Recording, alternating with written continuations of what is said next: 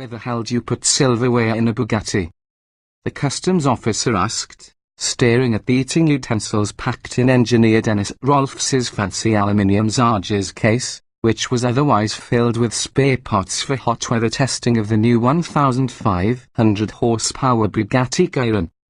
At Bugatti, even the engineers have expensive luggage. Rolfs explained that he wanted to show good manners in America by using a knife and fork when eating the hamburgers he expected to be deluged with out in the desert west. Shaking his head, the customs officer let the weird foreigner pass. "Welcome to America. It is 10 a.m., and we are loafing along doing the double nickel. 55 miles per hour is not even an equal to the car's top speed." The crankshaft of the huge 8.0-litre, 16-cylinder Gorgon in back turns lazily at 1,500 revolutions per minute in 7th gear. "That's a moderately raised idle speed," says Rolfs, smiling.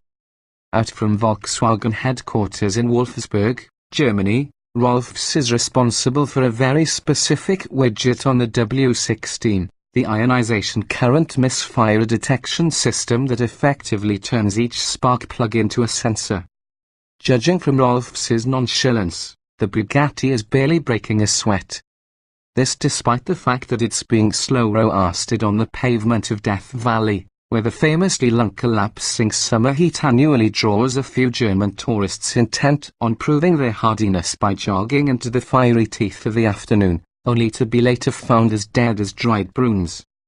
And why should any of the car's readings be abnormal? Isn't the W16, as well as the rest of the Chiron, but a mere evolution of the gobsmacking Veyron that preceded it? The Veyron went into production in 2005, and, after 450 copies built, how many glitches can there possibly be left to uncover? Well, it's not quite that simple, we found out after talking with Bugatti's head of engineering, Willy Natus-Chill, and his team, also frying their carcasses out here in Death Valley for the glory of Milsham.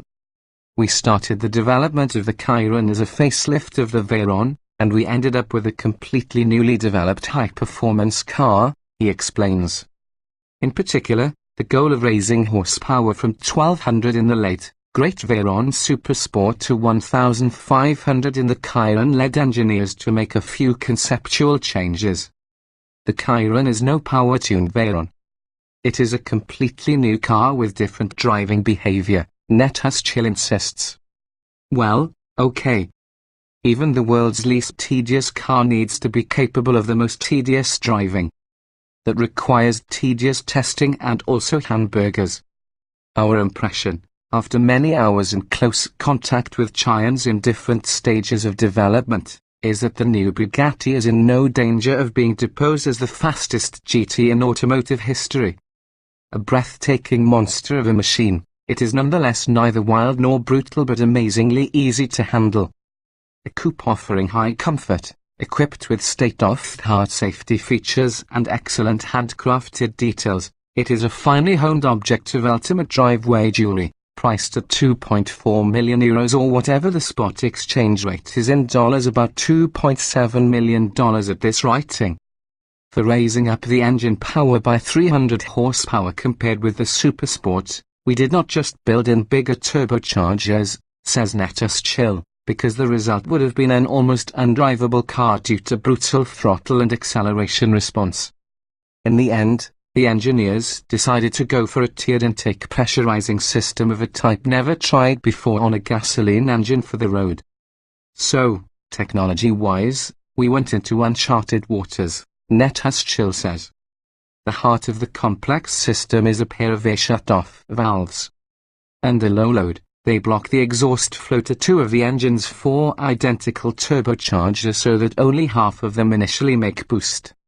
The valves open to wake the other two snails around 3,800 revolutions per minute, but are face-slad so that the third turbo starts spooling a little bit earlier than the fourth.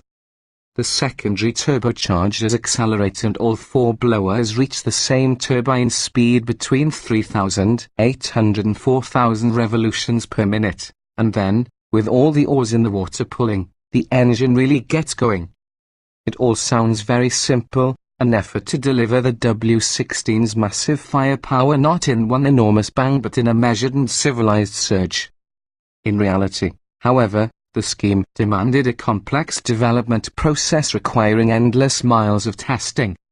For example, the engineers started with exhaust gas regulating flaps from Volkswagen's Paris-Dakar racing Tour.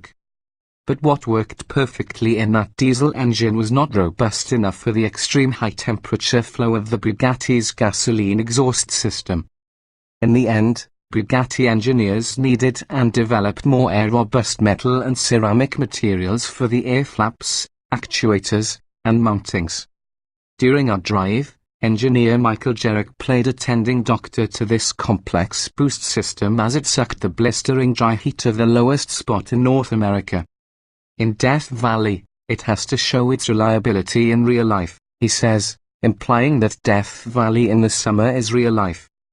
At the very least it is the devil's own pottery kiln, a circle in Dante's Inferno where they send the people who complain about the air conditioning in their Ferraris.